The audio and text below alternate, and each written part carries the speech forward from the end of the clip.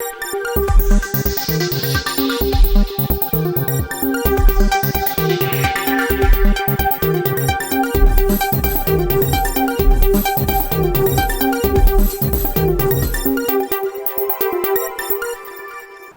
നിലയോര വിശേഷങ്ങളിലേക്ക് സ്വാഗതം.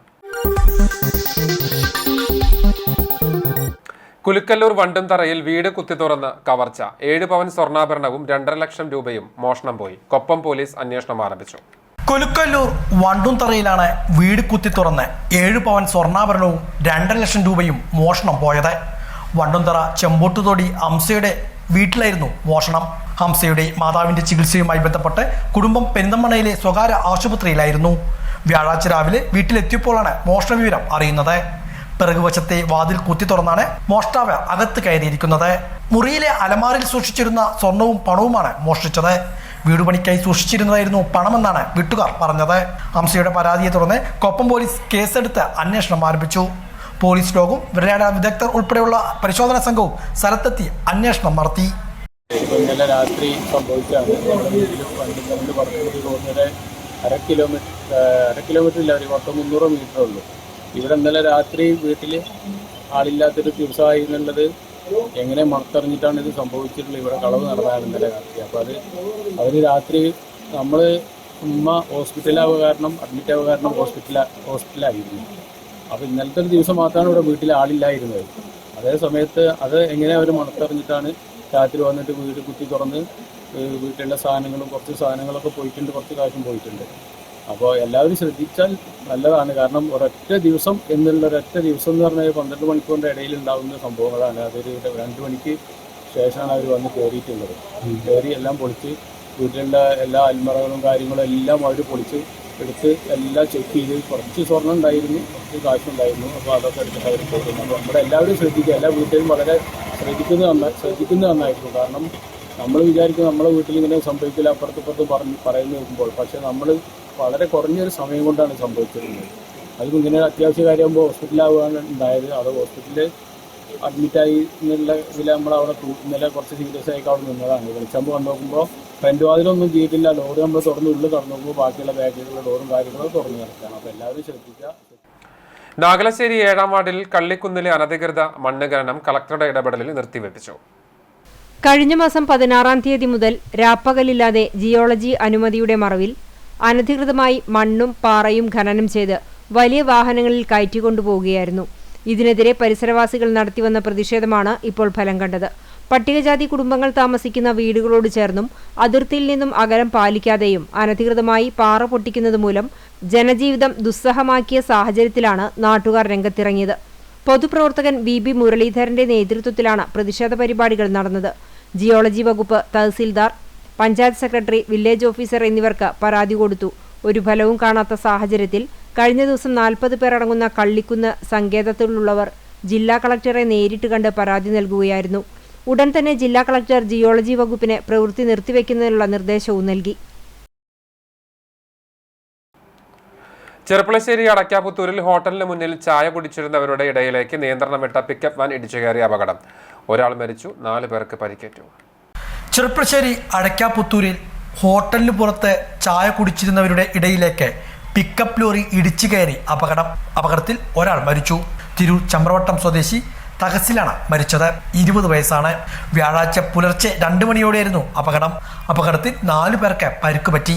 മുണ്ടൂർ തൂത സംസ്ഥാന പാതയിലെ അടയ്ക്കാപുത്തൂർ സെൻട്രൽ വെച്ചായിരുന്നു അപകടമുണ്ടായത്. പാലക്കാട് ഭാഗത്തുനിന്നും വരികയായിരുന്ന പിക്കപ്പ് ലോറി നിയന്ത്രണം വിട്ട് സമീപത്തെ ഹോട്ടലിന് പുറത്ത് ചായ കുടിച്ചുകൊണ്ടിരിക്കുകയായിരുന്ന യുവാക്കൾക്കിടയിലേക്കാണ് ഇടിച്ചു കയറിയത്. കൊടൈക്കനാലിൽ നിന്നും ബൈക്കുകളിൽ വിനോദയാത്ര കഴിഞ്ഞു വരികയായിരുന്ന സംഘമാണ് അപകടത്തിൽപ്പെട്ടത്. അപകടത്തിൽ ഗുരുതര പരിക്ക് പറ്റിയ തഹസീലിനെ മാങ്ങോട് മെഡിക്കൽ ആശുപത്രിയിൽ എത്തിച്ചെങ്കിലും ജീവൻ രക്ഷിക്കാനായില്ല. അപകടത്തിൽ പരിക്ക് പറ്റിയ സിനാൻ, നിയാസ്, മുഹമ്മദ് സ്വാലിഖ് എന്നിവരെ ആശുപത്രിയിൽ പ്രവേശിപ്പിച്ചു. വയനാട് മേപ്പാടിയിലെ മെഡിക്കൽ കോളേജ് വിദ്യാർത്ഥികളാണ് ഇവർ. 4 ബൈക്കുകളിലായാണ് ഇവരടങ്ങുന്ന 7-അംഗ സംഘം വിനോദയാത്രയ്ക്ക് പോയത്. തിരിച്ചു വരുന്നതിനിടെയാണ് ഹോട്ടലിൽ ചായ കുടിക്കുവാൻ നിർത്തിയത്. ഇവിടെ ചായ കുടിച്ചുകൊണ്ടിരിക്കുന്ന കർണാടക സ്വദേശിയായ ലോറി ഡ്രൈവർക്കും പരിക്ക് പറ്റിയിട്ടുണ്ട്. ഇയാളും ചികിത്സയിലാണ്. പിക്കപ്പ് ലോറി ഓടിച്ചിരുന്ന കൊപ്പം കൈപ്പുറം സ്വദേശി മുഹമ്മദ് ഫാസിലിനെ പോലീസ് കസ്റ്റഡിയിലെടുത്തു.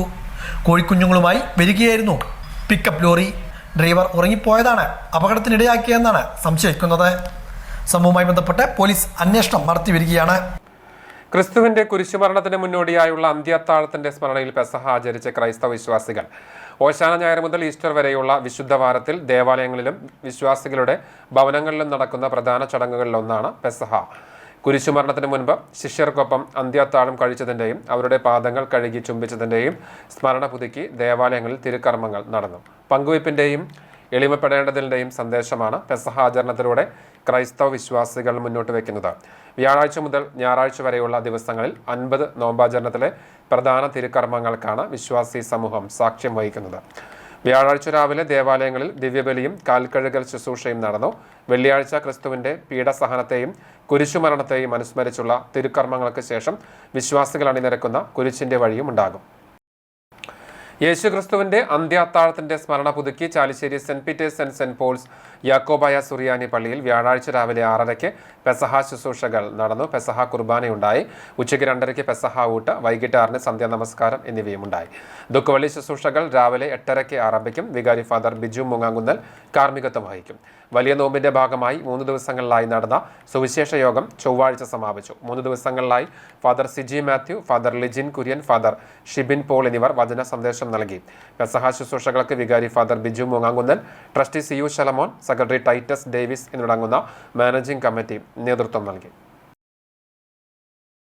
Cable TV operators association cable TV broadband ഉപഭോക്താക്കൾക്കായി ജനുവരി, ഫെബ്രുവരി, മാർച്ച് മാസങ്ങളിലായി നടത്തി വന്നിരുന്ന കേരള വിഷൻ സമ്മാനോത്സവം 2025 സമ്മാന പദ്ധതിയുടെ സൂപ്പർ ബമ്പർ നറുക്കെടുപ്പ് തൃശൂർ ഹോട്ടൽ പേൾ റീജൻസിയിൽ നടന്നു. ബമ്പർ സമ്മാനമായ EV കാർ M062318 എന്ന നമ്പറിലുള്ള കൂപ്പണിന് ലഭിച്ചു. ചലച്ചിത്ര നടൻ ജയരാജ് വാര്യരാണ് സൂപ്പർ ബമ്പർ സമ്മാനം നറുക്കെടുത്തത്. ജനുവരി മാസത്തെ ഒന്നാം സമ്മാനമായ EV സ്കൂട്ടർ 230498 എന്ന നമ്പറിലുള്ള കൂപ്പണിനും മാർച്ച് മാസത്തെ ഒന്നാം സമ്മാനമായി EV സ്കൂട്ടർ M712000 എന്ന നമ്പറിലുള്ള കൂപ്പണിനും ലഭിച്ചു. മാർച്ച് മാസത്തെ പ്രോത്സാഹന സമ്മാനം 327, 895 എന്നീ 3 അക്കങ്ങളിൽ അവസാനിക്കുന്ന നമ്പറുള്ള കൂപ്പണുകൾക്ക് ലഭിക്കും. കൂടാതെ F255135, M428995, M014220, F165536, 379454 എന്നീ നമ്പറുകളിലുള്ള കൂപ്പണുകൾക്ക് AC-യും F503442, F472194, M711773, 705787, M093674 എന്നീ നമ്പറിലുള്ള കൂപ്പണുകൾക്ക് വാഷിംഗ് മെഷീനും 233768, F105817, F218587, F551760, M192254 എന്നീ നമ്പറിലുള്ള കൂപ്പണുകൾക്ക് LED ടിവിയും ലഭിക്കും. നറുക്കെടുപ്പ് ചടങ്ങിൽ COA ജില്ലാ പ്രസിഡന്റ് TD സുഭാഷ് അധ്യക്ഷത വഹിച്ചു. COA സംസ്ഥാന general secretary PB Suresh, KCCL director KV Rajan, COA ജില്ലാ സെക്രട്ടറി P ആന്റണി തുടങ്ങിയവർ സന്നിഹിതരായി. സഭാ തർക്കം നിലനിൽക്കുന്നതും പോലീസ് സംരക്ഷണത്തിലുള്ളതുമായ Chalissery Saint Peter's and Saint Paul's Orthodox Syrian പള്ളി സെമിത്തേരിയിൽ മറുവിഭാഗം അതിക്രമിച്ച് കയറിയതായി പരാതി. പൂട്ടിയിട്ട പള്ളിയുടെ പ്രധാന ഗേറ്റും സെമിത്തേരിയിലേക്കുള്ള മറ്റ് 4 ഗേറ്റുകളും തകർത്താണ് വിമത വിഭാഗം സെമിത്തേരിയിൽ പ്രവേശിച്ചത്. ഇതിനെതിരെ നടപടി സ്വീകരിക്കണമെന്നാവശ്യപ്പെട്ടുകൊണ്ട് ഇടവക വികാരി ഫാദർ മാത്യു ജേക്കബ് പുതുശ്ശേരിയും പള്ളി കമ്മിറ്റിയും ചാലിശ്ശേരി പോലീസ് SHOയ്ക്കും DYSP, SP, DGP, കളക്ടർ എന്നിവർക്ക് പരാതി നൽകി. പെസഹ വ്യാഴാഴ്ച പുലർച്ചെ ആരാധനയ്ക്ക് ശേഷം പൂട്ടിപ്പോയ ഗേറ്റുകളാണ് തിരിച്ചെത്തിയപ്പോൾ തകർത്ത നിലയിൽ കണ്ടതെന്ന് വികാരി ഫാദർ മാത്യു ജേക്കബ് പറഞ്ഞു. പോലീസ് സംരക്ഷണമുള്ള ദേവാലയത്തിൽ പട്ടാമ്പി തഹസിൽദാരുടെയും പോലീസിന്റെയും സാന്നിധ്യത്തിലാണ് അതിക്രമം നടന്നതെന്ന് ദൃക്സാക്ഷികളായ ഇടവകാംഗങ്ങളും പറഞ്ഞു. നിലവിൽ സെമിത്തേരി പ്രവേശനവുമായി ബന്ധപ്പെട്ട് പട്ടാമ്പി മുനിസിഫ് കോടതിയിൽ സിവിൽ കേസും കേരള ഹൈക്കോടതിയുടെ നിരോധന ഉത്തരവും നിലനിൽക്കുന്ന സാഹചര്യത്തിൽ സബ് കളക്ടറുടെ പെസഹ വ്യാഴം, ദുഃഖവെള്ളി, ഈസ്റ്റർ എന്നീ ദിവസങ്ങളിൽ വിമത വിഭാഗക്കാർക്ക് സെമിത്തേരിയിൽ പ്രവേശനാനുമതി നൽകണം എന്ന പുതിയ ഉത്തരവ് അംഗീകരിക്കാനാകില്ലെന്ന് വികാരി ഫാദർ മാത്യു ജേക്കബ് പുതുശ്ശേരി പറഞ്ഞു. നീണ്ട 23 വർഷം സിവിൽ കോടതികളിൽ കൂടെ പരിഹരിക്കപ്പെട്ട വിഷയം ക്രമസമാധാനം എന്ന് പറഞ്ഞുകൊണ്ട് വീണ്ടും ഈ പള്ളിയിൽ ആരാധനയ്ക്ക് വരുന്ന ആളുകളെ ഭയപ്പെടുത്തുന്നതും വീണ്ടും പ്രശ്നം തീരാതെ നീട്ടിക്കൊണ്ടു പോകുന്നതിലും എന്നെ സംബന്ധിച്ചിടത്തോളവും ഇടവകയെ സംബന്ധിച്ചിടത്തോളം സഭയെ സംബന്ധിച്ചിടത്തോളം വളരെയേറെ വേദനയുണ്ട്. ഇത്തരത്തിൽ അക്രമം നടത്തിയവർക്കെതിരെ കർശന നടപടി സ്വീകരിക്കുമെന്നും അദ്ദേഹം പറഞ്ഞു. ഇവിടെ വന്ന് അതിക്രമിച്ച് ഇത്തരം പ്രവൃത്തികൾ ചെയ്തിട്ടുള്ളവരെ മാതൃകാപരമായിട്ട് ശിക്ഷിക്കേണ്ടത് ആവശ്യമാണ്. ആയതുകൊണ്ട് അവരുടെ പേരിൽ സത്വര നടപടികൾ എടുത്തുകൊണ്ട് മുന്നോട്ട് പോകുവാൻ തക്കവണ്ണം ചാലിശ്ശേരി ബഹുമാനപ്പെട്ട SHO അതിൻ്റെ മുകളിലുള്ള അവർക്കൊക്കെ ഞങ്ങൾ പരാതിയുടെ കോപ്പി അയച്ചു കൊടുക്കുന്നുണ്ട്. ആയതിൻ്റെ അടിസ്ഥാനത്തിൽ നടപടികൾ സ്വീകരിക്കണമെന്നുകൂടെ ഈ സന്ദർഭത്തിൽ ആവശ്യപ്പെടുകയാണ്.